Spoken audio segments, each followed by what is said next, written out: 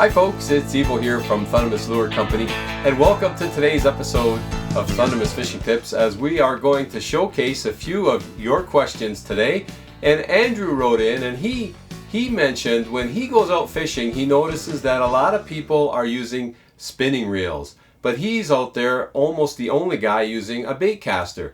So what's the difference, and what would be a good combo to use for freshwater fishing? Well, there's a couple of differences between the baitcaster and the spinning reels. The spinning reels are really good for handling light line. They're very good for handling light line, and they're also very easy to use. A couple of advantages of the spinning reel. Less likely for birds' nests. And they also hang very nicely for all-day comfort. The weight is down below, so they're very, very comfortable and easy to use. So that's just a few of the advantages of a spinning reel.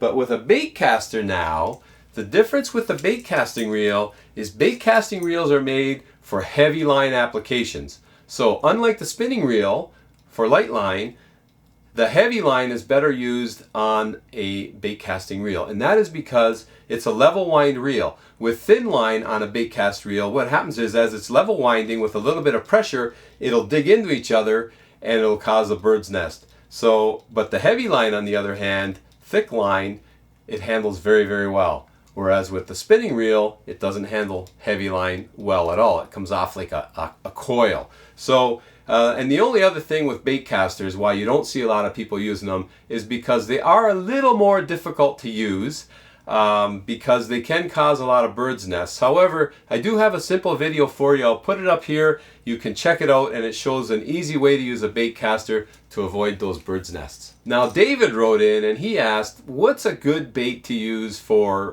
carp or grass carp? Well, there's three go-to baits that I like to use when I go for carp, and they are a sure thing. The first is corn, and it's the corn that you would buy in the grocery store that you would cook yourself for dinner. Now, I'm not talking about corn on the cob. This is corn that comes in a can or comes in a frozen in a bag in the freezer section. That's the corn you want to use from carp. However, a lot of states don't allow the use of corn. There are two other really good options for carp or grass carp, and that is, number one is just a plain old simple dough ball, which you could get as simple as getting a piece of Wonder Bread and just take the inside part, not the crust, and just take a little piece out, roll it up into a ball and put it on a hook. It's that easy.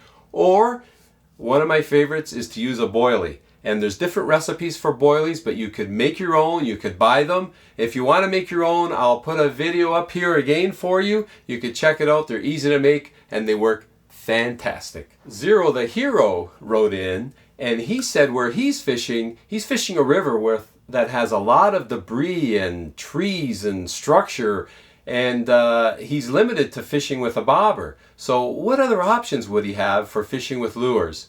Well, obviously, in those conditions, you could use a topwater lure, of course, a topwater, and just work your lure right over top of all that structure and stay away from it. But you could also run crankbaits, you could run spoons, and you could run spinners. Now, some crankbaits, you can get some small crankbaits. Here's a little Misty Minnow, for example, and they're made to run 1, 2, 3 feet, and you could fish those little crankbaits really, really shallow and stay right over top of that structure. Same thing goes with spoons or spinners. The key there is once you cast out, don't let it sink too far. Just count it down 1 or 2 seconds and start to retrieve. And again, you're going to work that area, that top water above all that structure. Now, if you want to use a bait, you can do that as well. Now, it's going to be a little bit trickier because of you're fishing a river and there's current, but what you can do now is get yourself a T-turn rig like this, and basically you're going to want to go down off the T-turn to a very, very heavy sinker. Heavy enough that when you toss it in, it's going to stay right put. It's not going to go with the current. So what you want to do there now is you want to find the spot where there isn't any of those obstructions, and you want to cast it right to that spot. With the heavy sinker, it's going to stay there, and then with the T-turn, your bait's going to be allowed to flow around in that current, and you'll be able to effectively fish that area as well. As an added bonus, what you could do is use a lighter line going down to your sinker, because if it does happen to get snagged, then you'll just break the sinker off and keep the rest of your rig.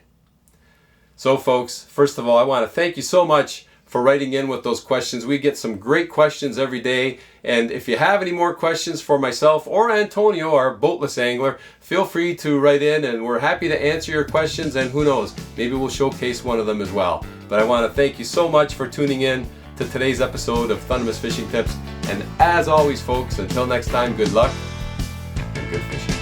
Now this teardrop shaped reel, this reel has two settings. It has a brake setting here, and then it also has a magnetic setting here. And I'll explain what the two different